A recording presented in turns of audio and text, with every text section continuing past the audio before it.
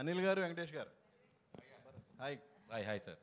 Sir, ఏకంగా producer మీద IT raids వచ్చే స్థాయికి ఈ సినిమా కలెక్షన్ రావడం మీద మీ అభిప్రాయం ఏంటి? అయిందా? నిజమా?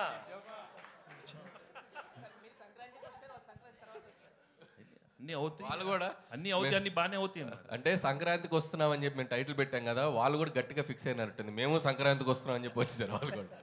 కాదు అరే అనిల్ గారు, ఇప్పుడు పాపం మీ ప్రొడ్యూసర్ ఏమో బాధలు ఉంటే మీరు సక్సెస్ చేసుకోవడం కరెక్ట్. మా ప్రొడ్యూసర్ బాధలో లేరండి. ఇండస్ట్రీలో చాలా మంది మీద జరుగుతున్నాయి రైట్స్, ఆయన ఒక్కడి మీద జరగట్లేదు. అండ్ ఇట్స్ చాలా ఇది ఒక ప్రాసెస్లో భాగమే. ప్రతిసారి 2 ఏళ్ళకి ఒకసారి 3 ఏళ్ళకి ఒకసారి ఇండస్ట్రీ మీద కానీ బిజినెస్ సర్కిల్స్లో కానీ ఐటీ రైట్స్ జరగడం సర్వసాధారణం. సో అలాంటి ఒక ప్రాసెస్లో జరిగే భాగం. ఇంకా వాళ్ళు మమ్మల్ని, మేము వాళ్ళకి కాంటాక్ట్ అవ్వలేకపోతున్నాం.